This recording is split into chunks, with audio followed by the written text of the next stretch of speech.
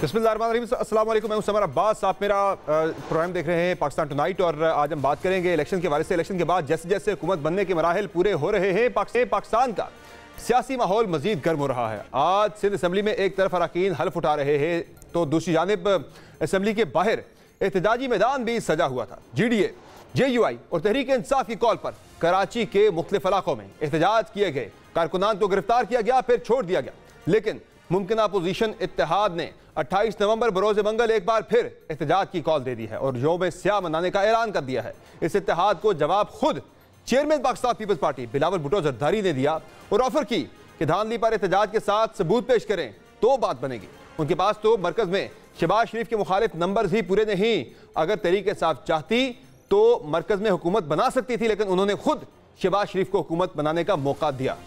वो सियासी जमातें जो धांधली के बगैर नहीं सकते, जिनका पूरा सियासत धांधली पे मबनी है, वो आजकल धांधली के बारे में एहतजाज कर रहे हैं। शहबाज शरीफ साहब वजीर आजम बनने जा रहा है तो शहबाज शरीफ साहब जरूर हमें भी शुक्रिया कहेगा, मगर PTI को भी शुक्रिया कहेगा, इसलिए कि PTI या अक्सरियत नहीं तो ये ज्यादा नंबर्स उनके पास होने के बावजूद इन्होंने तो कोशिश ही नहीं की कि शहबाज शरीफ साहब का रास्ता रोके और अपना उम्मीदवार को मुंतखब करवाए कि वो पीपल्स पार्टी या दूसरा सियासी जमातों से बात करते। मेरा ख्याल में खान साहब ने खुद ये फैसला किया होगा कि शहबाज शरीफ साहब के मुकाबले वो नहीं करेंगे और यही वजह है कि जो सियासी जमात हमारे पास आए वोट मांगने के लिए, हम उनके साथ दे रहे हैं, अक्सरियत फिर हमारा बन जाता है।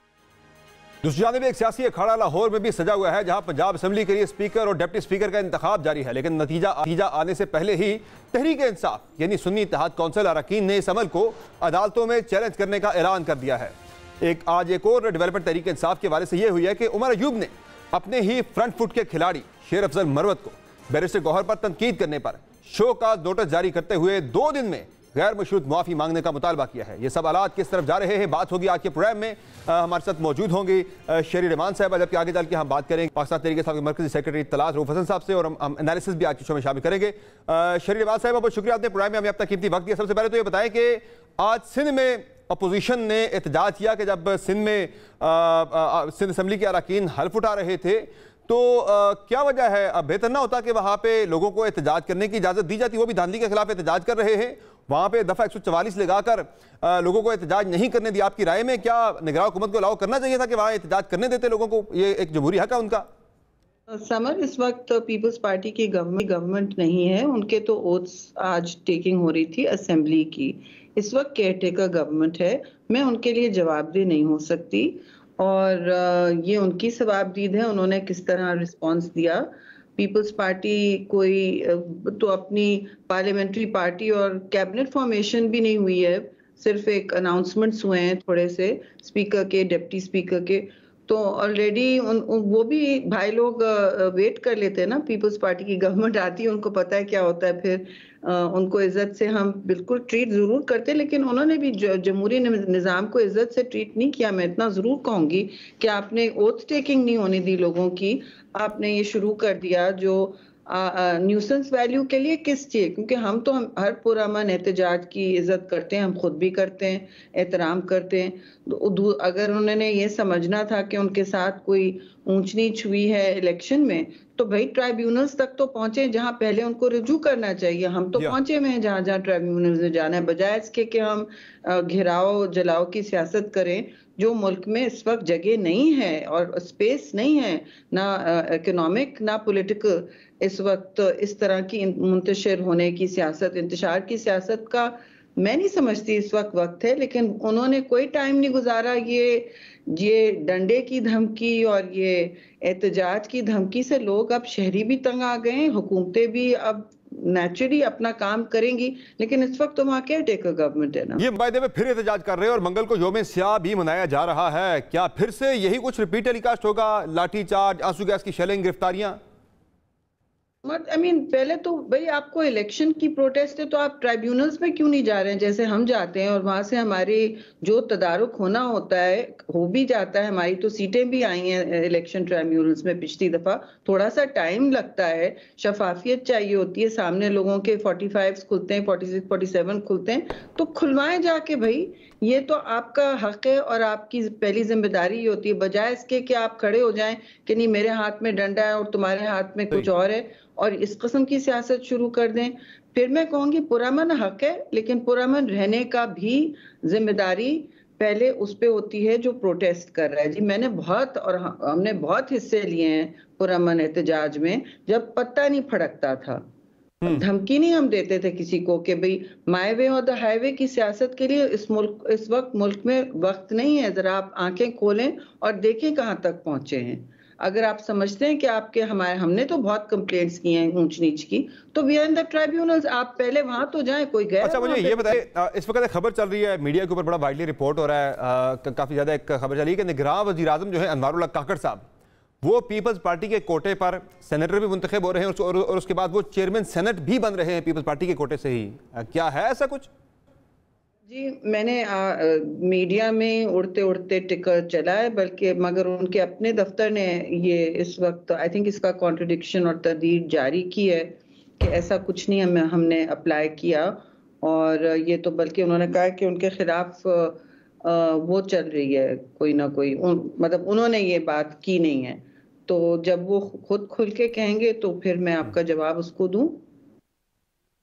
मेरी इत्तला में तो ऐसा कुछ नहीं हुआ है। तो फिर क्या यूसुफ रजा गिलानी साहब ही चेयरमैन के उम्मीदवार होंगे? जिस तरह से कल फैसल करीम कुरैशी साहब ने हमारे प्रोग्राम में कहा कि वही फेवरेट है, और आपका नाम भी बाय द वे कहीं ना कहीं चल रहा था, आप भी हैं इस दौड़ में? नहीं, मैं जरूर, हमारे सीनियर हैं, फॉर्मर स्पीकर रह चुके हैं, प्राइम मिनिस्टर रह चुके हैं, जाहिर है उनका पहले हक बनेगा। अच्छा मुझे ये बताइए, पंजाब की गवर्नरशिप के हवाले से भी, चूंकि जाहिर है जो आपका मुआहिदा हुआ है मुस्लिम लीग नून के साथ, उसमें पंजाब का गवर्नर पीपल्स पार्टी का होगा, तो क्या गवर्नर पंजाब के लिए मोहसिन नकवी साहब के नाम पे गौर हो रहा है पीपल्स पार्टी की जानिब से? देखिए मेरी इस वक्त सवाबदीद नहीं है कि मैं आपको नाम फ्लोट कर दूं बगैर लीडरशिप के हमें एतमाद में लिए, और ये फैसले मुश्तरका होंगे, एक साथ बैठ के होंगे। और इंशाल्लाह इस वक्त तो अभी सिंध असेंबली की सारी प्रोविंशियल असेंबलीज के पार्लियामेंट्री पार्टीज पर फोकस है, उनके इस वक्त इजलास हो रहे हैं। जी तो ये फैसला जब होगा पार्टी की क़यादत भी मिलजुल के करेगी, then I will be able to confirm who is governor or not. Candidates हैं जाहिर है, लेकिन और बहुत सारे मुस्तहिक भी हैं, लेकिन ये फैसला पार्टी क़यादत का होता है और तभी होगा। तो मुझे ये बताएं कि मैं ये नहीं पूछ रहा कि क्या फैसला ऐसा कोई हो गया है, मैं ये जानना चाहूँगा कि जो नाम आप कंसिडर कर रहे हैं गवर्नर पंजाब के लिए, उन नामों में एक नाम क्या मोहसिन नकवी साहब का भी है? यानी ज़ेर गौर है ये नाम, पॉसिबिलिटी है कि वो आ सकते हैं? हेडलाइन वाली नहीं करती response, I mean I can't speak to that कि ज़ेर गौर है या नहीं। अगर होगा भी तो अंदर की मीटिंग में होगा, उसको मैं बैठ के टीवी शो पे नहीं डिस्कस करूंगी कि है कि नहीं है। अच्छा मुझे ये बताएं कि अब चूंकि प्रेसिडेंशियल इलेक्शन का भी शेड्यूल आ चुका है और शायद 9 मार्च को ये इलेक्शन होगा, तो आसिफ जरदारी साहब जो कि प्रेसिडेंट के कैंडिडेट हैं, तो क्या वोट मांगना पड़े तरीके साफ से उनसे भी वोट मांगेंगे आप क्या? आई डोंट थिंक इस वक्त जरूरत है जी। ये तो बहुत बड़ा इलेक्टोरल कॉलेज होता है और उसकी जब मंसूबाबंदी शुरू होगी, which is in a couple of days, अब शेड्यूल आ गया तो फिर होगी, तो फिर हम अपने नंबर्स देखेंगे। हमने सबके लिए दरवाजे खुले रखे थे फॉर गवर्नमेंट फॉर्मेशन ऑल्सो। जैसे आपको पता है हमारा ब्लॉक था, हमने किसी को ब्लैकमेल नहीं किया। हाँ जरूर गुफ्तशनीब की है, अपनी बैक एंड फोर्थ हुई है, लेकिन हमने ऐसा किसी के साथ नहीं किया। And we kept our doors open for all players, सियासी जो भी जमहूरी और एक तरीके कार से आना चाहते हैं, हमारा दरवाजा parliamentary doors are always open. Parliamentary doors हमेशा खुले रहते हैं जी हमारे। पीपल्स पार्टी की कोई इसमें वो नहीं है अना का सवाल, या हम किसी के लिए जो कोई भी हमसे रिग्रेट करता है कि हमने ऐसी सियासत पहले की, अब हम ये करना चाह रहे हैं, तो दैट्स ओके। लेकिन पीटीआई को अभी अपना किबला दुरुस्त करना होगा अभी, कि अभी तो वो उन्होंने IMF को खत दाग दिया है कि पाकिस्तान में पहले ये हो, कंडीशनैलिटीज पॉलिटिकल डाल दी हैं जो IMF का बिल्कुल सवाबदीद में नहीं है, ना उनकी रिमिट में, ना हम उनको इस तरह की मुदाखलत की इजाजत दें। मेरा सवाल पूछने का मकसद ये था कि आपके पास वोट बैंक जो है वो पूरा होगा, आपके जो इलेक्टोरल कॉलेज जो है उसमें आपके पास वोट पूरे होंगे, लेकिन क्या मजाक है कि इसमें अगर वो कंसेंसस प्रेसिडेंट आते हैं जरदारी साहब, अगर तो उस वाले से आपको भाई देवे इसमें मतलब तरीके साफ से बात नहीं करनी पड़ेगी, आपको सुन्नी इत्तेहाद कौंसिल से बात करनी पड़ेगी जिसके सरबराह साहिबजादा हामिद रजा साहब है। भाई देवे corrected my friend, thank you for that correction. Sunni Ittehad ने शायद उनको कोई होश के नाखून दें, लेकिन उनकी एक अलग रविश चल रही है ना अभी तो। जिस तरह उन्होंने कहा कि हम IMF को खत लिखेंगे कि पाकिस्तान में सियासी मुदाखलत करें, तो ये उनका काम नहीं है। भाई आप इलेक्शन कमीशन पहुंचे, अपने ट्राइब्यूनल्स तक पहुंचे, मुझे तो समझ नहीं आती है जो जिस तरह पीपल्स पार्टी ने पाकिस्तान की को आइन को फिर भी सिरात मुस्तकीम हमेशा समझा, और जो भी हमारे साथ हुआ 2002 के इलेक्शन में क्या हुआ था समर, आप तो नौजवान होंगे बिल्कुल, खैर से अभी भी हैं, लेकिन आपका सियासी मुताला और तारीख से इतनी तो वाबस्तगी होगी कि आपको पता होगा कि पीपल्स पार्टी को कितना वाइप आउट करने की कोशिश की। मोहतरमा के वक्त में भी ऐसा हुआ, फिर भी खड़े रहे पार्लियामान में, सिस्टम को कभी अपसेट करने की कोशिश नहीं की, डिरेल करने की कोशिश नहीं की, मुल्क को इस्तेकाम का ठेस, अदम इस्तेकाम का ठेस पहुंचाने की कोशिश नहीं की। पाकिस्तान खप्पे जब मोहतरमा की शहादत हो गई की, तो ये लोग कुछ सीखते क्यों नहीं है? अब बिल्कुल जरदारी साहब कंसेंसस प्रेसिडेंट बन सकते हैं, उन्होंने सिवाय इस वक्त कंसेंसस और रेकन्सिलिएशन की सियासत जो मोहतरमा शहीद की किताब का नाम था उनकी शहादत से पहले, वही किया है, और पाकिस्तान को उसकी जरूरत है। लेकिन अगर आप पॉलिटिकली इमेच्योर बातें करेंगे तो कौन आपसे बार बार कहेगा कि आप आके बैठे हैं? आप कुछ भी, हम बंदा खुद जाती तौर पे भी तारीख से सीखता है। ये बताएं शरीफ के अगले सेटअप में बिलावल भुट्टो जरदारी साहब का रोल क्या होगा? कुछ खबरें हैं कि भाई मेरी तलाब यही है कि पाकिस्तान पीपल्स पार्टी जो है वो काबीना की पहली जो एक्सटेंशन होगी उसमें पीपल्स पार्टी के वज़रा भी हल्फ उठाएंगे, और हल्फ भी उनसे कोई और नहीं बल्कि आसिफ अली जरदारी ले रहे होंगे।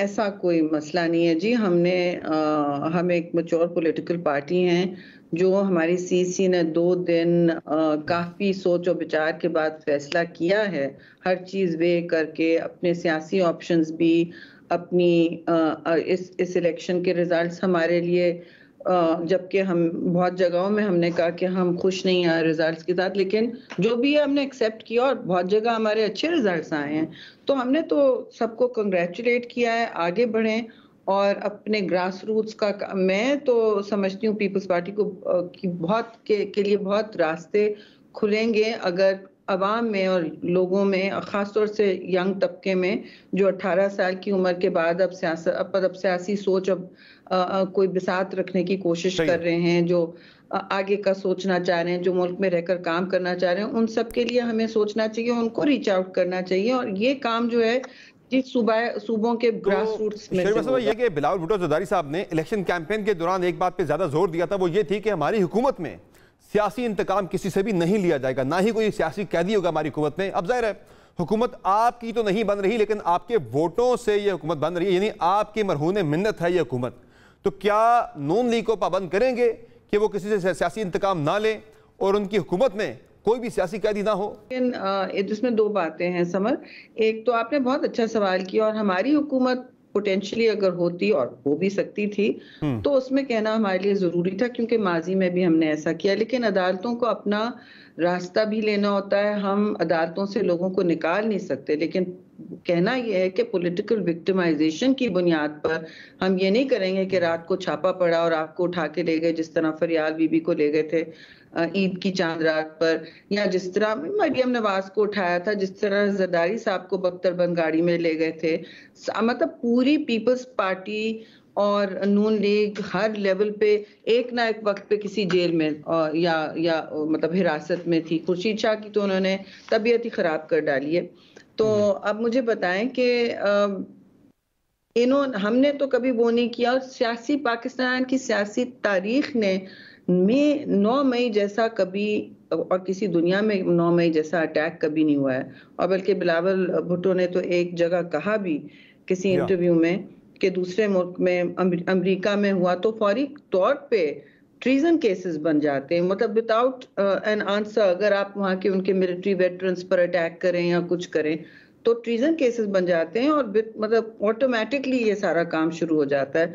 मुझे आप बताएं कि हम किसको पॉलिटिकल, कभी हमारे ऑपोजिट नून लीग भी रही है, हमने बायस किसी पर केसेस नहीं बनाए और ना किसी को विक्टिमाइज किया। ये कह रहे हैं चेयरमैन बिलावल, हमारा ह्यूमन राइट्स रिकॉर्ड भी सबसे अच्छा है और हमारी कोशिश रहेगी। नहीं देखिए, गवर्नमेंट हमारे वोटों से जरूर होगी लेकिन हम उनको कायल हर चीज पे तो नहीं कर पाएंगे, इसीलिए हम काबीना में नहीं है ना, क्योंकि मुझे पता है कि हम कायल नहीं कर पाते। जब आपके फ्रंट वोट्स नहीं होते तो आप नहीं कायल कर पाते और चीजें आगे चलती हैं। लेकिन हमारी कोशिश जरूर रहेगी कि मुल्क में जो तकसीम की सियासत है उसका खात्मा हो, कि मुल्क में इस वक्त एक हैजानियत फैली हुई है, लोग परेशान हैं, एक तहम्मुल आए, पकड़ धकड़ की सियासत जो है सड़कों पे अब जो आप झंडे लहरा के निकल जाएंगे और डंडे लहराएंगे। अभी मैं फुटेज देख रही हूँ कि सामने डंडे लहराते हुए प्रोटेस्टर्स निकले, तो भाई आप डंडा बरदारी बंद करें। पुरअमन एहतजाज तो सब रिस्पेक्ट करते हैं, लेकिन अगर डंडा बरदारी तो जब से इलेक्शन हुआ है 9 फरवरी की मियां साहब की स्पीच के बाद मियां नवाज शरीफ साहब जो है वो बिल्कुल मंजर आम से गायब हैं, वो गोशा नशीनी इख्तियार कर चुके हैं। आज वो एक यूनिवर्सिटी में जो है वो कन्वोकेशन में खिताब करते हुए नजर आए। इसके अलावा पॉलिटिकली वो तमाम मामला से बिल्कुल पस मंजर पे चले गए हैं। तो क्या आने वाले दिनों में मियां नवाज शरीफ और आसिफ अली जरदारी साहब के दरमियान कोई मुलाकात एक्सपेक्ट की जा सकती है कि जरदारी साहब बाज़ाब्ता तौर पे जाके मियां साहब से अपने वोट की बात करें? देखिए, मियां साहब से और उनकी मुलाकातें जब भी होती हैं बहुत ही कॉर्डियल होती हैं, बहुत ही खैर सगाली के माहौल में होती हैं। जरदारी साहब ने सबके साथ अपने, चाहे वो जितने बड़े सियासी हरीफ हों उनके साथ हम, और बल्कि हमेशा सबको जिन्होंने केसेस उन पर बनाए उनको अपने वसीतर मुफाद में तो वो हमेशा मिल लेते हैं और एक तमीज और एहतराम का रिश्ता सबके साथ रखते हैं। ये हमारे यहाँ होता नहीं है जी कि हम गाली गलौज की सियासत करें और परमानेंट मुल्क को परमानेंट इलेक्शन मोड में, तो वोट मांगने की क्या बात है। वो जब हमारे साथ हमारे पास आना चाहते हैं किसी भी चीज के लिए, हम थोड़ी कहते हैं वोटों के लिए आए, बट आए, बेशक आए, हम अगर जाते हैं जरूर जाएं। लेकिन मुझे कोई इत्तला नहीं है कि स्पेसिफिकली किसी चीज को मांगने के लिए कहीं जा रहे हैं। मियां साहब भी उनकी आनिया जानियों जो भी होती हैं उनको हमेशा एहतराम से और खुशी से मुलाकातें होती हैं। तो I don't know, I mean this is neither here nor there, कौन किधर जाएगा, ये तो अब बातचीत हो चुकी है हमारी आपस में और हम एक दूसरे के जो मुआहदे हुए हैं, सियासी मुआहदे। बहुत शुक्रिया सेवा प्रोग्राम में अब तक कीमती वक्त देने के लिए। नाज़रीन, जहां पर एक ब्रेक लेंगे, ब्रेक से वापस आएंगे, बात करेंगे पाकिस्तान तहरीक इंसाफ के अंदर जो झगड़े चल रहे हैं। आज तहरीक इंसाफ के सेक्रेटरी जनरल उमर अयूब ने शेर अफजल मरवत को शो का नोटिस जारी किया है। जो पाकिस्तान तहरीक इंसाफ के साबिक चेयरमैन हैं बैरिस्टर गौहर, उनके खिलाफ लबकुशाई करने पर बात होगी। ब्रेक के बाद रऊफ हसन साहब से हमारे साथ रहेगा।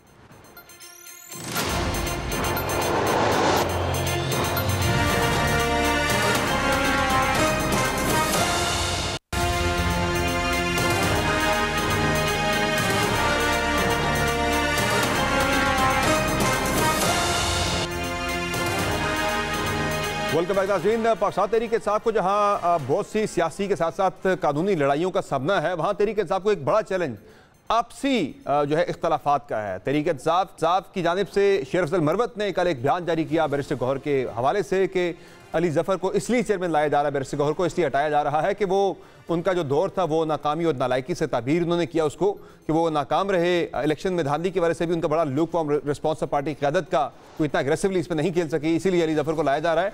इस पर आज उमर अयूब ने शेर अफजल मरवत को बतौर सेक्रेटरी जनरल पार्टी के, उन्होंने आज शेर अफजल मरवत को शो का नोटिस जारी किया, 2 दिन में उनसे जवाब तलब किया है। ये चल कर रहा तहरीक इंसाफ के अंदर बात करेंगे। हमारे साथ मौजूद है पाकिस्तान तहरीक इंसाफ के सेक्रेटरी इत्तलात रऊफ हसन साहब।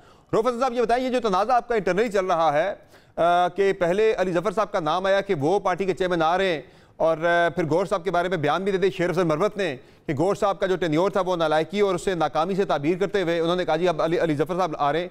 लेकिन अली जफ़र साहब अब पीछे हट गए, इसकी क्या वजह है? हाँ समझ, देखिए अली जफर साहब ने खुद ही कह दिया था, क्योंकि वो कह रहे हैं कि मेरे पास बहुत से केसेस हैं खान साहब के, और चूंकि ये चेयरमैन पाकिस्तान तहरीक इंसाफ एक बड़ा टाइम कंज्यूमिंग ओहदा है और फुल टाइम है ये, इसलिए वो दोनों के साथ जस्टिस नहीं कर सकेंगे। लेकिन चूंकि केसेस वो ऑलरेडी हैंडल कर रहे हैं तो उनको छोड़ना जो है वो वो नहीं कर सकेंगे। तो इसलिए उन्होंने रिलक्टेंस शो की थी, खान साहब के पास वो गए और उन्होंने उसका इजहार उनसे किया है। तो अब आज या कल में फैसला हो जाएगा कि उनकी जगह तो सर ये बताएं मुझे कि शेर अफजल मरवत ध्यान दिया है कल के बैरिस्टर गौहर साहब जो है वो उनका जो टेन्योर था बीइंग चेयरमैन वो बड़ा नाअहली से उन्होंने उसे ताबीर किया, नाकामी से ताबीर किया। क्या आप एग्री करते हैं कि वजह यही बनी है उनकी जगह पे बैरिस्टर अली जफर साहब को लाने की? देखिए मैं इस पर कमेंट नहीं करूंगा, लेकिन यह है कि जी उनको पार्टी ने एक शो कॉज नोटिस जो है वो जारी किया और उनसे उसकी एक्सप्लेनेशन मांगी गई है इस बयान की।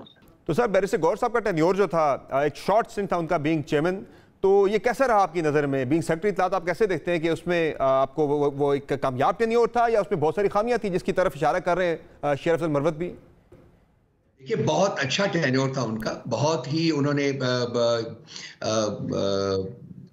बहुत ही डिटर्मिनेशन के साथ उन्होंने पार्टी को लीड किया और मेरा ख्याल है कि खान साहब की चॉइस थी, एक बहुत अच्छी चॉइस थी। और अगर वो दोबारा भी आते हैं तो मेरा ख्याल है कि वो उसी जज्बे और उसी लगन के साथ पार्टी को लीड करेंगे। मेरे ज़हन में इसके बारे में बिल्कुल कोई शक नहीं है। लेकिन इसका मतलब ये नहीं है कि अली जफर साहब वो अच्छे कैंडिडेट नहीं थे, लेकिन अली जफर साहब की जैसे कि मैंने पहले अर्ज किया है उनकी अपनी मजबूरी है, तो इसलिए खान साहब के कोर्ट में दोबारा बॉल है, वो डिसाइड करेंगे। I think in the next 24 hours we will know exactly who is going to replace. तो ये बताइए मुझे कि तहरीक इंसाफ का जो मखसूस नशिस्तों वाला मामला है ये लगता है कि इलेक्शन कमीशन ऑफ पाकिस्तान से शायद ये हल ना हो सके सुन्नी इत्तेहाद काउंसिल को ज्वाइन करने के बावजूद, क्योंकि सोमवार में ये मामला डाल दिया है, बाकी पार्टियों को मखसूस नशिस्तें मिल चुकी हैं, तो बज़ाहिर ये लग रहा है कि अब ये मामला सुप्रीम कोर्ट ऑफ पाकिस्तान में ही जाकर सेटल होगा। तो कोई तैयारी कर रहे हैं आप फिर सुप्रीम कोर्ट के हवाले से? समर देखिए हमें इसका एहसास था, हमें यही हम उम्मीद लगा के बैठे कि चूंकि इलेक्शन कमीशन ऑफ पाकिस्तान इस सारे मामले में पीटीआई के खिलाफ एक पार्टी के तौर के ऊपर काम कर रहा है और इसमें चीफ इलेक्शन कमिश्नर का जो रोल है वो इंतहाई प्रेजुडिस्ड रहा है और इंतहाई कॉन्ट्रोवर्शियल रहा है, तो हमें यही लग रहा था कि हमें नहीं मिलेगी। जी बिल्कुल सही कह रहे हैं आप समर, आई थिंक ये मामला भी जो है वो कोर्ट्स में जाएगा, जो अनफॉर्चुनेट है, बिकॉज अगर हम इस किस्म के पोलिटिकल मामला, इस किस्म के बेसिकली फंक्शनल मामला कोर्ट्स में ले जाना शुरू कर देंगे तो फिर यह है कि जो हमारी अपनी जो अफादियत है, जो पॉलिटिकल अफादियत है, उसको बहुत बुरी तरह धचका लगेगा। और हमें सोचना चाहिए कि जो इंस्टीट्यूशंस हैं वो अपनी डोमेन में रह के इंसाफ के तकाज़ों के मुताबिक फैसला करें, रादर देन के वो अंडर कमांड अंडर डिक्टाट फैसला करें, जो कि अनफॉर्चुनेटली इस वक्त इलेक्शन कमीशन कर रहा है। लेकिन हमें पूरी उम्मीद है कि कोर्ट से हमें रिलीफ मिलेगा, बिकॉज ये हमारा हक है और पास्ट में भी होता रहा है। 2018 में भी मेरा ख्याल है मैंने आपके एक प्रोग्राम में जिक्र किया था कि हमने ओरिजिनली अपनी लिस्टें नहीं भेजी थी, लेकिन बाद में जब इलेक्शन हो गए उसके बाद हमने अपना क्लेम जो था वो दाखिल किया था और वो ऐसा नहीं है, इस पर मामला मुख्तलिफ है। अगर आपने एक नाम भी भेजा होता सुन्नी इत्तेहाद काउंसिल के प्लेटफॉर्म से, एक नाम भी अगर गया होता मखसूस नशिस्तों के लिए, उसमें नाम एड अप हो सकते हैं। ऑल टुगेदर एक नई लिस्ट आप दोबारा से जमा नहीं करवा सकते, ये पोजीशन है इलेक्शन कमीशन ऑफ पाकिस्तान की अब तक की। अच्छा नहीं, हमारी जो लीगल टीम है उसका मौक़िफ़ इससे बिल्कुल डिफरेंट है और हमारे पास ऐसे प्रेसिडेंसेस मौजूद हैं जिसमें कि ऐसा हुआ है। तो हम देखिए ये एक लीगल अगर मसला बनेगा तो फिर ये सारा कोर्ट ऑफ लॉ में जाएगा और अपनी जो सबमिशंस हैं वो कोर्ट ऑफ लॉ में ही पेश करेंगे। देखते हैं कि कोर्ट्स क्या फैसला करती हैं, क्योंकि इलेक्शन कमीशन से तो हमें कोई उम्मीद नहीं है कि किसी किस्म का कोई। सर अगर आप इलेक्शन कमीशन ऑफ पाकिस्तान को बहुत ज़्यादा ग्रॉस मिसकंडक्ट आप मुर्तकब करार दे ही रहे हैं तो आपके पास ज़ाहिर इसकी शवाहिद भी होंगे, तो फिर एक लीगल रास्ता भी है। जब आप पिछले हफ्ते में देख रहा था कि तहरीक इंसाफ की तरफ से मुतालबा आ रहा था कि चीफ इलेक्शन कमिश्नर मुस्तफ़ी हों अपने ओहदे से, तो आपके पास अगर शवाहिद हैं तो आप उनके खिलाफ सुप्रीम जुडिशल काउंसिल में रेफरेंस भी दायर कर सकते हैं, तो वो काम आप क्यों नहीं कर रहे? देखिए ये हम नहीं चाहते कि मामला जो है एक नहज के ऊपर पहुंचे, इस नहज के ऊपर पहुंचे। हम यही उम्मीद लगा के हमेशा बैठे होते हैं कि इंस्टीट्यूशन के सरबराह के तौर के ऊपर वो अपना रोल जो है उसको आइन और कानून के तकाज़ों के मुताबिक परफॉर्म करेंगे। लेकिन अनफॉर्चुनेटली हर मौके के ऊपर हमारी ये होप्स जो हैं, ये उम्मीद जो है वो डैश होती है, वो पूरी नहीं होती। उसके बावजूद हम अब भी उम्मीद लगाए बैठे इंस्टीट्यूशन से, इंडिविजुअल से। मेरा ख्याल है कि हमारी उम्मीद बिल्कुल बिल्कुल ख़त्म हो चुकी है, लेकिन इंस्टीट्यूशन से हम आज भी उम्मीद लगा के बैठे हुए हैं कि वो आइन और कानून के तकाज़ों के मुताबिक फैसला करे और हमारा जो हक है वो हमें मिलना चाहिए। इलेक्शन जो मिडनाइट असॉल्ट हुई थी इलेक्शंस के ऊपर, रिजल्ट्स के ऊपर, हम उसको भी लेके जा रहे हैं। अब हमारे इंडिविजुअल जो थे लेजिस्लेटर्स जो इलेक्ट हुए थे वो तो लेके गए हैं, लेकिन मेरा ख्याल है कि पार्टी की तरफ से भी एक पिटिशन जो है वो मूव की जाएगी। वो भी मेरा ख्याल है, मुझे लगता है कि वो भी कोर्ट्स ऑफ लॉ में जाके रुकेगी और वहीं जाके कोई ना कोई फैसला होगा अगर हुआ तो। अदरवाइज तो मुझे इलेक्शन कमीशन के दर के ऊपर तो कोई सुनवाई नहीं नजर। आप जा तो चुके हैं सुप्रीम कोर्ट ऑफ पाकिस्तान में। शेर मरवत ने पिटीशन दायर कर दी कल, जिसमें उन्होंने 3 डिमांड्स की हैं। पहला वो कह रहे हैं इलेक्शन को ही कलअदम करार दें, दूसरा वो कह रहे हैं कि जो इलेक्शन कमीशन के अरकान हैं उनके तकर्रर के प्रोसेस को देखा जाए, दोबारा से असर उसका जायजा लिया जाए। तीसरा उन्होंने ये दरखास्त किया कि साबिक कमिश्नर रावलपिंडी लियाकत चट्टा का जो उनकी तहकीकात के लिए जो कमेटी बनी है इलेक्शन कमीशन की, उससे काम से रोका जाए। तो ये दरखास्त आप ऑलरेडी कर चुके, तो ये शेर मरवत ने जो दरखास्त की, ये तहरीक इंसाफ की दरखास्त नहीं है, क्या उनका इंडिविजुअल एक्ट है? ये उन्होंने पिटीशन दायर की है, लेकिन जो उसके कंटेंट से जो उन्होंने प्रेयर की है, मैं ज़ाती तौर के ऊपर उससे मुत्तफिक हूँ, ये बिल्कुल होना चाहिए। लेकिन पार्टी की तरफ, पार्टी के बिहाफ के ऊपर मैं ये कह रहा हूँ कि हम शायद सोच रहे हैं कि हम भी पिटीशन जो है वो मूव करेंगे। तो पार्टी क्या मरवत की इस दरखास्त के अलावा कोई और पिटीशन दायर करेगी या इसी पिटीशन को ही आप लेके चलेंगे आगे? वो हमारे लीगल टीम जो है वो डिसाइड करेगी। तो क्या मरवत साहब वाली पिटीशन को तरीके साहब या आप ऑन नहीं करते? नहीं, मैं ओन या डिसओन करने की बात नहीं है। मैंने तो कहा है कि जी जो उसके कंटेंट से जो उन्होंने कहा है वो बिल्कुल ठीक कहा है। अब मैं पार्टी पोजीशन को रिप्रेजेंट कर रहा हूँ। पार्टी पोजीशन जो है वो जब उनकी कोई पोजीशन इस सिलसिले में आएगी तो वो मैं बयान कर दूंगा।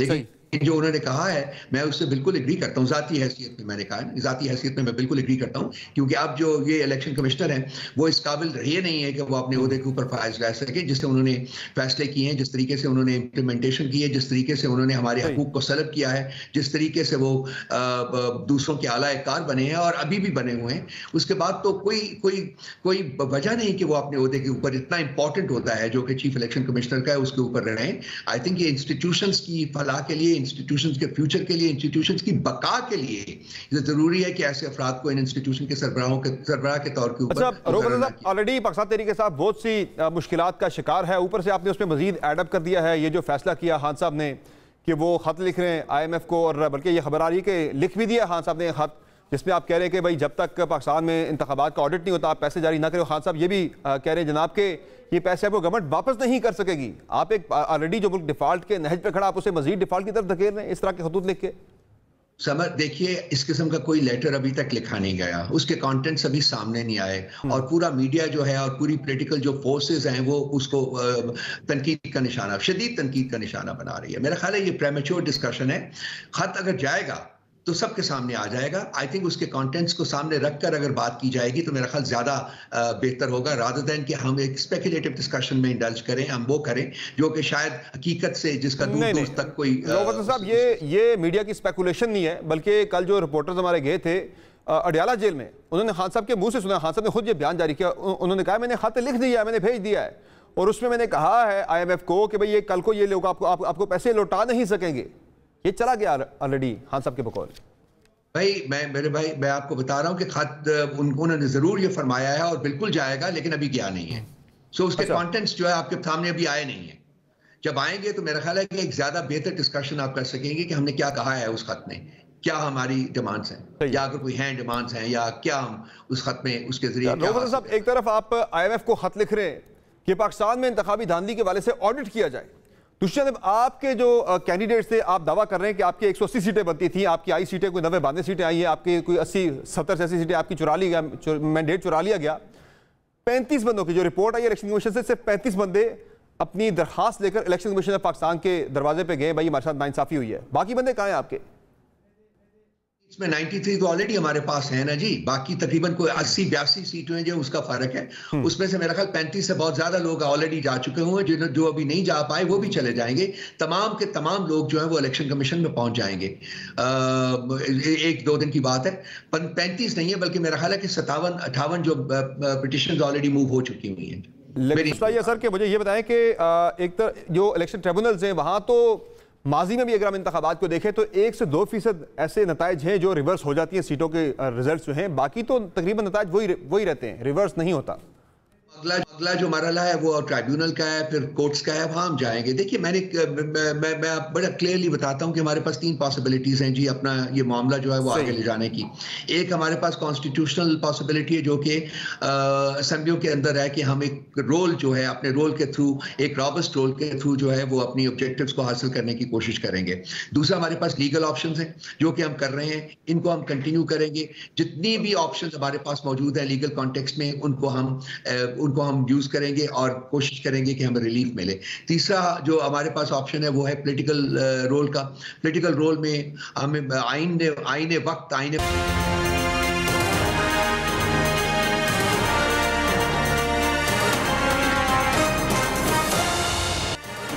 वेलकम बैक नाज़रीन। मुल्क में हुकूमत साजी का मरहला जो है वो शुरू हो चुका है और पंजाब में स्पीकर और डिप्टी स्पीकर के इलेक्शन के हवाले से वोटिंग का अमल मुकम्मल हो चुका है। गिनती इस वक्त जारी है, देखते हैं कौन बनता है, लेकिन ज़्यादा चांस तो यही है, नंबर गेम बता रही है कि मुस्लिम लीग नून ही ये इलेक्शन जीतेगी, स्पीकर का भी डिप्टी स्पीकर का भी। इसके अलावा नाज़रीन आने वाले दिनों में चूँकि अब चीज़ें जो है वो बड़ी वाज़ेह हो रही हैं, तो क्या शहबाज शरीफ साहब के लिए स्मूथ सेलिंग होगी? तहरीक साहब जो है वो कहीं ना कहीं हमें एक अच्छे बच्चे वाला किरदार अदा करती हुई फिलहाल नज़र आ रही है। मास वाई IMF वाले मामले के तजिया शामिल करेंगे मोहम्मद मालिक साहब का कि क्या शहबाज शरीफ के लिए, मरीम नवाज के लिए स्मूथ सेलिंग होगी आगे? मालिक साहब बहुत शुक्रिया, आपने प्रोग्राम में ज्वाइन किया और हमें मदर अब्बास साहब भी ज्वाइन करेंगे, उन्हें भी हम वेलकम करते हैं। मालिक साहब ये जो देख रहे हैं हम पंजाब और सेंटर में, पंजाब में मरीम नवाज वज़ीर आला कल बन जाएंगी, आगे शहबाज शरीफ सेंटर में प्राइम मिनिस्टर आ जाएंगे।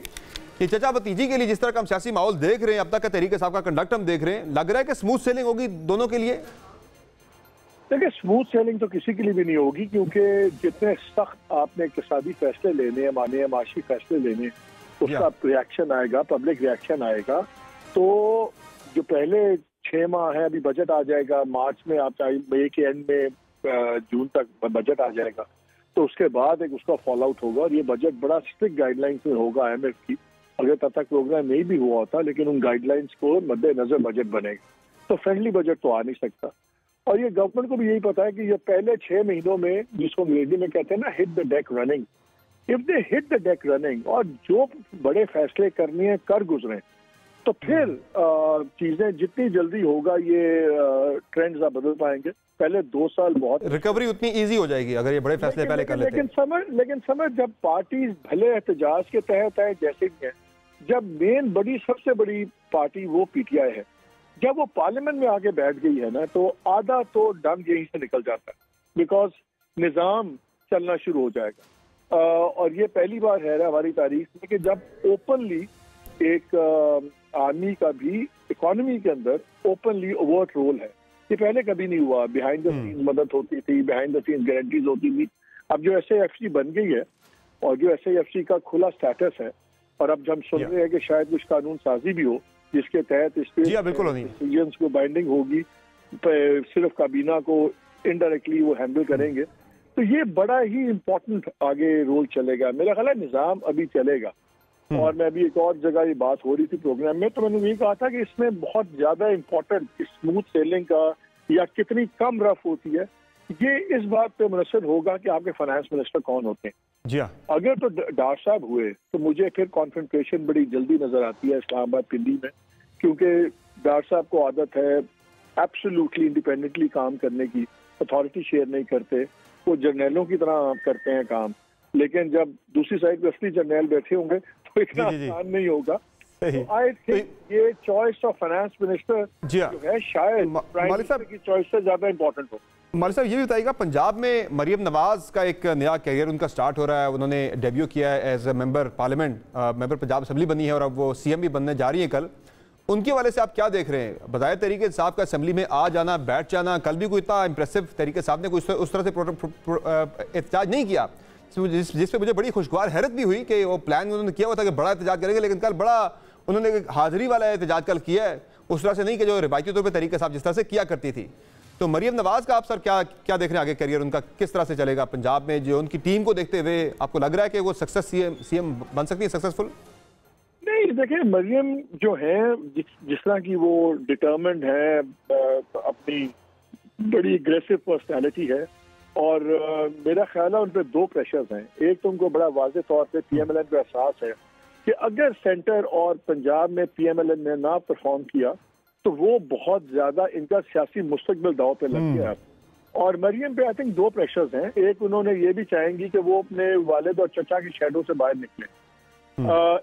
एग्रेसिव पॉलिटिक्स में अपने वालिद के शेडो से बाहर निकल आएंगे, और जिस तरह उन्होंने बाद में अपोजिशन की, सब कुछ की, she was far more aggressive than even Mian Nawaz Sharif. अब उन पे दो हैं, एक तो ये कि पंजाब में परफॉर्म करें, और दूसरा लोग ये कहें कि हाँ इन्होंने शहबाज शरीफ जितना या उनसे बेहतर परफॉर्म किया, तभी उनकी जगह बनेगी। एंड मैंने बड़े करीब से देखा है मरियम की वर्किंग को। आप उनसे इख्तलाफ सियासत पे कर सकते हैं, बाकी बातों पे, लेकिन दो चीज़ों की एबिलिटी है मरियम नवाज में, एक फाइल वर्क की और एक सीखने की। सो आई थिंक कि वो काफ़ी एक एग्रेसिव चीफ मिनिस्टर होगी। जहां मुझे खतरा लगता है वो ये लगता है कि वो उनकी जो सख्त मिजाजी है वो ब्यूरोक्रेसी को एलिनेट ना करें। शहबाज साहब बड़े सख्त होते थे चीफ मिनिस्टर, लेकिन वो एक हद से आगे लाइन पे क्रॉस नहीं करते थे, ब्यूरोक्रेसी को ओन अप करते थे। मरियम की तबीयत जरा डिफरेंट है, ये हो सकता है कि एक हद से आगे गुजर जाएं, लेकिन बात इस वक्त मरियम और शहबाज साहब से बड़ी है। समझ, इस वक्त पूरा निज़ाम, पूरा रियासती इदारे का नाम, स्टेक, सब कुछ इन्वॉल्व हो गया हुआ है कि ये किसी तरह ये निज़ाम चले, कम से कम 2-3 साल चले। मालिक साहब, ये जो पंजाब में चॉइस है पीएमएलएन की, मलिक अहमद जैसे एक रख रखाव वाले बंदे की, एक डिसेंट बंदे की बतौर स्पीकर, वो कोई बहुत सख्त किस्म का खड़पैंच किस्म का बंदा स्पीकर नहीं लाए, ये क्या बता रहा है? इसमें भी पीएमएलएन की तरफ से भी एक है विल कि भाई हम निज़ाम को चलाना चाहते हैं, कुछ सख्तगीर बंदा वो नहीं लेके आए स्पीकर के ओहदे पे। देखें, मलिक अहमद खान मेरा ख्याल है बड़ी जबरदस्त चॉइस इन्होंने की है स्पीकर पंजाब असेंबली की। जितने लोग मलिक अहमद खान को जानते हैं वो ये जानते हैं कि वो बंदा जोड़ने वाला आदमी है, तोड़ने वाला नहीं है। और नपी तुली बात करते हैं, वो डिसेंट बात करते हैं। उनका इस्लामाबाद में जो इन्फ्लुएंस था, पिंडी में भी इन्फ्लुएंस है। उनका शहबाज शरीफ से जितना गहरा ताल्लुक था, उतने गहरा ताल्लुक उनका नवाज शरीफ से भी है। और बाकी पार्टीज में, अगर आपने देखा नेगोशिएशन कमेटी में भी he was a member. So I think ये एक मैसेज अच्छा पॉजिटिव है, और एक हद तक ही वो डैमेज कंट्रोल कर पाएंगे। अगर पीटीआई सोचती, अपोजिशन सोचती नहीं हमने नहीं चलना, लेकिन मेरा ख्याल है कि उनके होने से टेम्परेचर बहुत, अगर बढ़ेंगे नहीं गई तो कम से कम लोअर होंगे, बढ़ेंगे नहीं। और I think it's a very very positive development. Malik Ahmad Khan का ब्रिलियंट चॉइस। मालिक साहब, मियां नवाज शरीफ साहब जब से इलेक्शन हुआ 9 फरवरी को एक उन्होंने तकरीर की, उसके बाद बिल्कुल भी वो जो है वो गोशा नशीनी में चले गए, मंजर आम से गायब हो गए। आज उन्होंने एक खिताब किया यूनिवर्सिटी में, लेकिन वहाँ भी सियासी बात किसी किस्म की कोई भी उनकी तरफ से अब तक बयान सामने नहीं आया। क्या वो किसी स्टेट ऑफ शॉक में हैं, या वो वैसे इस वक्त सारे सिस्टम से बेजार हो चुके हैं, या वो पीछे रह के डोरे सारी ला रहे हैं? इधर मरियम को ले आए पंजाब में, सेंटर में शहबाज शरीफ को ले आए, he is very much there into the system. उन्होंने दो काम कर दिए। मैंने अपने प्रोग्राम में भी कहा था कि कोशिश थी, पहले पीएमएलएन ने 2 कोशिशें की। एक कोशिश ये की कि सेंटर में हमें गवर्नमेंट ना बनानी पड़े, और हम सब पंजाब में बनाए, चाहे पीपल्स पार्टी बनाए, जो भी। इन पे वाज़ेह तौर पे बता दिया गया था कि अगर आप सेंटर में गवर्नमेंट नहीं बनाएंगे तो फिर आपको पंजाब की गवर्नमेंट भी नहीं मिलेगी। और ये एक ऐसा टाइम था कि इससे बेहतर टाइम शायद आइंदा ना मिलता नवाज शरीफ साहब के लिए कि उन्होंने मरियम नवाज साहिबा का अपना लॉन्च कर दिया करियर, पार्लियामेंट्री करियर, और हाई नोट पे एज ए चीफ मिनिस्टर पहली बार पार्लियामेंट में आई, और सीधा एक सबसे बड़े सूबे की वजीर आला। इससे बड़ा स्ट्रॉन्ग उनका वो इंडक्शन नहीं कर सकते पॉलिटिक्स में। उससे पहले उन्होंने ये भी क्लियर कर दिया कि पार्टी की आइंदा लीडर भी वही होंगी। तो उन्होंने ये 2 बड़े काम कर दिए हैं जो वो करना चाहते थे। अब आप जैसे शुरू में कहा, at the cost of parties future. अगर ये कोई फेल करता है इस्लामाबाद या लाहौर, तो फिर ये पार्टी का मुस्तकबिल खतरे में पड़ सकता है। तो मेरे ख्याल में मियां साहब जो चाहते थे उन्होंने कर लिया, उन्होंने एक लॉन्च कर दिया। और अब वो बिल्कुल, वो जाहिर है पार्टी के लीडर हैं, वो वोट गेटर, उनके नाम पे वोट पड़ता है, उनके नाम पे सब कुछ, लेकिन आपको बहुत ज्यादा एक रिड्यूस्ड रोल मिलेगा, और बिल्कुल वो साइड से करेंगे काम। और मेरा और आई थिंक कि जितने एक्सपीरियंस लोग इस वक्त हैं पंजाब ब्यूरोक्रेसी में, उनकी पार्टी का अपना बड़ा रोल है। तो मरियम को कोई बड़े मसाइल होने नहीं चाहिए ये मैनेज करने के सूबे को। मालिक साहब, मैंने आपसे पीपल्स पार्टी से मुतालिक भी सवाल करना है। उनके फ्यूचर जो उनका रिलेशनशिप है पीएमएलएन के साथ, जो एक वर्किंग रिलेशनशिप बनेगा, मैं जरा मदर साहब को भी वेलकम करूंगा प्रोग्राम में, उनसे ये सवाल पूछ लूँ नून लीग के वाले से। मदर साहब, ये जो सिस्टम आप देख रहे हैं कि तहरीक साहब फिलहाल तो असेंबली के अंदर बड़ा बिहेव कर रही है, अच्छे एक अपोजिशन की तरह, तो लग रहा है आपको कि स्मूथ सेलिंग है आगे शहबाज शरीफ के लिए भी और मरियम नवाज के लिए भी पंजाब के अंदर? देखिए, डिपेंड करता है कि हुकूमत का क्या रवैया होता है। देखिए, जो भी हुकूमतें होती हैं वो बिल्कुल एक फलदार दरख्त की मानंद होती हैं जो झुकता है। हुकूमत अकड़ नहीं दिखाया करती। हुकूमत जो है वो जो अपोजिशन को बर्दाश्त करती है और उसकी इब्तिदा होती है, जिस तरह मैंने पहले भी कहा था कि डिपेंड करता है कि जब शहबाज शरीफ या मरियम नवाज आके खिताब करें तो सबसे पहले तो आप पॉलिटिकल रिलीफ दें अपने ओपोनेंट्स को, और उसकी इब्तिदा मरियम नवाज साहबा इस तरह कर सकती हैं कि जो सियासी खवातीन कम से कम हैं जो जेलों में हैं उनकी रिहाई का हुक्म दे सकती हैं, जो सियासी कैदियों की रिहाई का हुक्म दे सकती हैं। उससे और कुछ नहीं होगा, उससे सिर्फ पॉलिटिकल टेम्परेचर नीचे आता है। और फिर ये अपोजिशन पर डिपेंड करता है कि वो कैसे बिहेव करती है, उसका कैसे रिस्पॉन्ड करती है। अब अगर leader of the opposition Punjab assembly में वो नहीं आ पा रहे तो इसका मतलब है कोई ना कोई वजह होगी ना उसकी कि नहीं आ पा रहे। तो ये और इसी तरह शहबाज शरीफ साहब भी, सिर्फ ये कहना काफ़ी नहीं है कि आए मीसाक मईशत कर लें, आए ये कर लें। इनिशिएटिव गवर्नमेंट लिया करती हैं। इनिशिएटिव सिर्फ बयानात से नहीं, अमली तौर पे लिया जाता है। तो गवर्नमेंट का रिएक्शन डिपेंड करेगा, क्योंकि पॉलिटिकल स्टेबिलिटी अगर नहीं आती तो इकोनॉमिक स्टेबिलिटी नहीं आएगी। पॉलिटिकल अनरेस्ट रहेगा तो कभी भी जो है इकोनॉमिक जो है तरीके से आप आगे नहीं बढ़ सकेंगे। तो सारा डिपेंड करता है काम। देखिए, मसला क्या हो रहा है पाकिस्तान में, जितनी भी वफाकी या सूबाई हुकूमतें हैं वो लोकल बॉडीज का काम कर रही हैं, क्योंकि लोकल बॉडीज को वो एम्पावर करने को तैयार हैं। जब तक आप लोकल बॉडीज एम्पावर कर दें तो चीफ मिनिस्टर या प्राइम मिनिस्टर की जिम्मेदारी ही नहीं होगी। ज़ाहिर सर वो ऊपर वाले नहीं चाहते कि ये मामला डिवॉल्व हो के नीचे उनकी पावर जाए। मैं सर दोबारा आपकी तरफ आऊंगा। मालिक साहब ये बताएं कि पीपल्स पार्टी का रोल जो है वो अगले सेटअप के अंदर, क्या वो सिर्फ बैठ के हुकूमत को इलेक्ट करवा देंगे सेंटर में और खुद साइड पे बैठ जाएंगे, या फिर लग रहा है, मेरी इतला तो यह कि वो काबीना में आ जाएंगे पहली एक्सटेंशन में और हल्फी जरदारी साहब उनसे ले रहे होंगे? नहीं, मेरा नहीं ख्याल। मेरा ख्याल है कि वो अभी लटकाएंगे। देखिए, अभी जो निगोशिएशन चली थी समर, उसमें जो 4-5 दिन लगे वो कोई इशू नहीं था। पहले दिन से ही उन्होंने कहा था कि हमने नई कैबिनेट में आना। सारा जोर ही PMLN का इस बात पे था, पावर्स दैट बी से, रावलपिंडी से, कि वो मजबूर करें कि ये लोग गवर्नमेंट में आए। उस पर पीपल्स पार्टी ने जबरदस्त गेम खेली और जरदारी साहब की तरफ से ये मैसेज दिया कि देखें, हमने एक बारी कॉन्स्टिट्यूशनल ऑफिसर्स जो हमारे वादा हुए हैं वो हमारे पास आ जाए, तो उसके बाद फिर हम सोचेंगे, उसके बाद हम कर सकते हैं ज्वाइन। उन्होंने टाइम बाय कर लिया। अब प्रेसिडेंट का इलेक्शन मार्च में है, गवर्नमेंट उससे पहले बननी है, सब कुछ उससे पहले हो जाना है, तो इसलिए वो पहली फेज से तो अपने आप को बचा के ले गए। मेरा नहीं ख्याल कि वो अभी at least in the first 1 year मुझे वो ज्वाइन करते नजर नहीं आते।